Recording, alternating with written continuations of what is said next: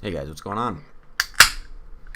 There's a lot of really bad PTR builds out there, probably not nearly as many as bad AR builds. There's a lot of baffling choices that make you wonder if they've ever really been shot at all, or if they just put them together and then take a picture on the back porch. There's also some really awesome PTR or G3 builds out there. Not as much variety as with ARs because there's just not that many good ways to set up a G3. I think you've got the three paradigms when it comes to accessorizing a PTR 91 or any of the other G3 clones. You can go classic, you can go tactical, or you can go DMR. The classic is with no welded rail on the top. You get the GI furniture. Maybe you use like a retro style optic on a clamp rail, if anything at all. Otherwise, you're just shooting irons. That's a cool rifle. It's just a toy, so it's not really it's not really for anything, just kind of a cool thing to shoot at the range or to just have in your collection. The tactical method, that's what I attempted to do with the big PTR accessory video. That's where you go with the welded on rail for optics. You put an M-lock or tri-rail on the front. You put all the accessories on it. You get a good optic, either magnified, red dot, or red dot with flip magnifier. Definitely got to go with like a spur stock or something like that.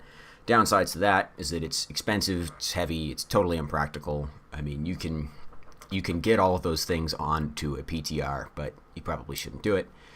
The last way to go is to turn it into a DMR, and that's using, either like a cheek riser stock or the Magpul PRS stock. You get a real deal magnified optic on there, you get a bipod. The DMR route is like taking it in the direction of a PSG-1, but just not really going all the way with it.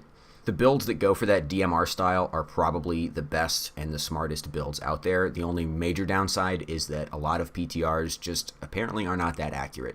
Like a lot of people cannot seem to get much better than like 2 to 3 MOA with those guns. The PSG-1 is pretty heavily modified in order to achieve that super great accuracy. I know some people probably can get 1 MOA out of a PTR, but it doesn't sound like it's the norm. This is the first build that popped up in the DMR style. This is just fucking sick. It's a looks like an 18-inch stepped barrel. It's got the folding bipod handguard. Those are rare and expensive, but they are pretty awesome. It's got a one of the clear translucent, I think those are Turkish magazines. Those are really rare. And it's got the classic stock, but then it has the cheek riser on it and a magnified scope. This is a really awesome build. It's got the SEF style lower and selector, and it's got that like more ergonomic grip that would actually be pretty nice compared to the one-piece plastic grip module like mine has, like that comes on the new ones.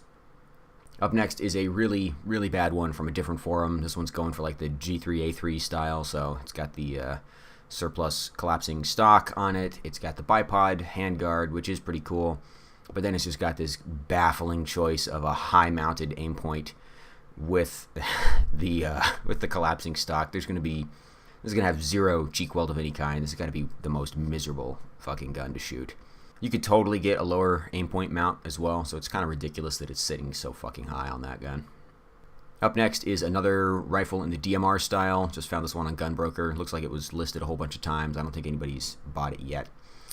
This one is a different base rifle. This is the PTR 106 MSG, which has the 18-inch barrel. So it kind of looks like maybe, let's zoom it in here. Whoops. Yeah, this kind of looks like it might actually have a longer PSG-1 style barrel, but it doesn't. That's an 18-inch barrel, and then it has the shortened carbine handguard. So it's kind of like a mismatch of parts. It makes it look like it has a longer barrel, even though it doesn't actually. And that's the older style of PTR tactical handguard. I think these were free-floated. I think they changed some stuff to, maybe not. It's hard to tell from the picture. I don't know if you can really free-float one of these things. Yeah, this isn't the Super Sniper. The Super Sniper, I think, would have been free-floated. This one's probably not. So this has got the Magpul PRS stock, so you can adjust that cheek piece in order to get up onto the scope. This has got a high magnification Trijicon scope with a huge scope bell. Clearly, you would not be able to lock that charging handle back because of the massive scope bell extending way past the front of the gun, which in normal operation is not the end of the world. You can drop a mag, stick a new mag in, rack the bolt, and it'll work just fine. It could be a problem if you really needed to clear a malfunction or something. Then you would probably want to be able to lock the bolt back. But for, a target rifle or, kind of a fakey DMR, Not a big deal. I do like that these have the 18-inch barrel with the fluting on the end. That just seems like a cool touch. But probably not the best one we're going to see here. Here's another one from Gunbroker. This is, again, just one of the fucking worst rifles I've seen. Oh, Jesus. So again, we got that pretty nice bipod triangular handguard. That's pretty cool. But from there, it just gets ridiculous. So this is one of the older PTRs. So this doesn't have a welded top rail, so they had to use a scope clamp to get the scope on there.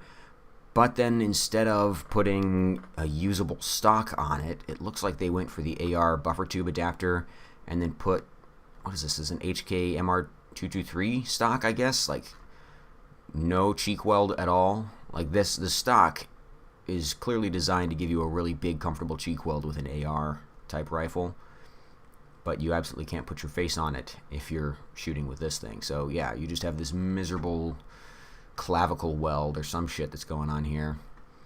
I don't know what scope this is. Millet DMS1, so it's like a cheap old LPVO knockoff. Yeah, this is weird. This is like one of those terrible builds that somebody did without thinking about it, or probably without ever trying it out. Or maybe they did try it out, and that's why it's for sale on Gunbroker. Up next, we've got a really, really cool one from HK Pro. This thing is kind of like a halfway PSG-1, so it's not welded rail. It's got the clamp-on optics with an LPVO. It's got that weird PSG-1 target style grip, which is, I don't know, they look cool, and I'm sure they're quite comfortable, but I just would hate that stupid disc thing on the bottom. Awesome handguard. This is a 16-inch, isn't it?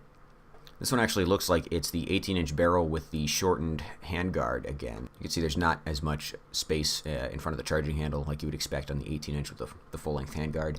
But it's got a cheek riser, so you can actually use the optic. It's got a precision target grip, and it's got the cool bipod, so this is a pretty nice one. Here we have another thread on HK Pro. This one's interesting. I mean, it's kind of a schizophrenic build. It's got some of the GI green furniture and the sort of greenish bipod handguard. So this one, 18-inch with step barrel, because you can see by the length in front of the charging handle, it's got the full-length rifle handguard.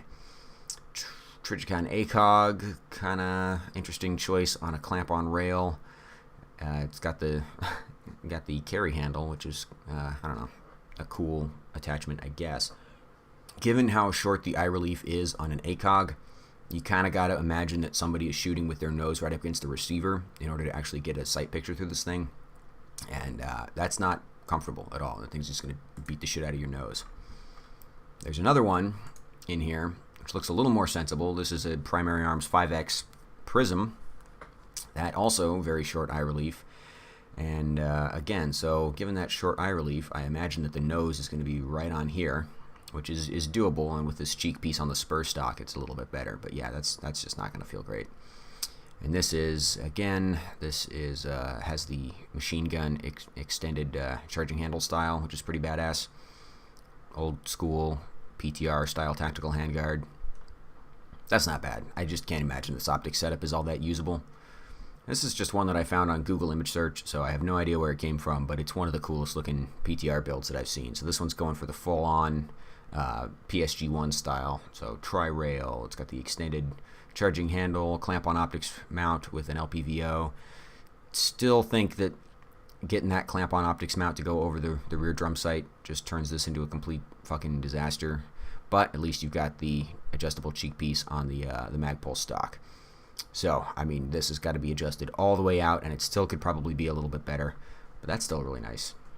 Going over to Reddit, r/gunporn, accurate title, I guess.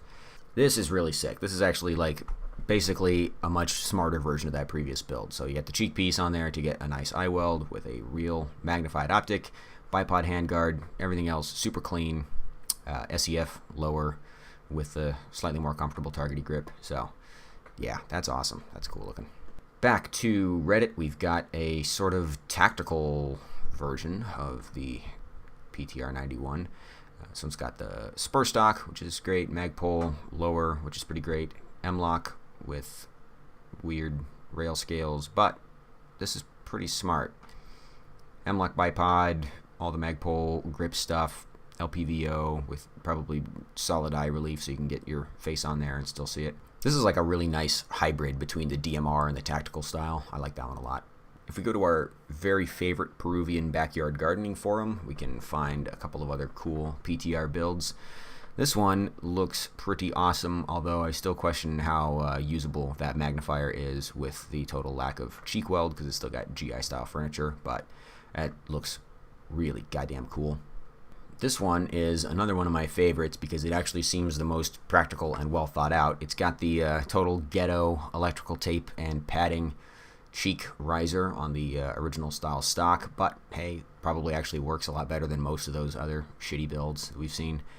M-lock, stepped barrel, bipod, vertical grip. Vertical grip's super helpful on these because they're just so goddamn long, and if you want to take a standing shot, a vertical grip really helps to support the weight of the gun more so than a C-clamp.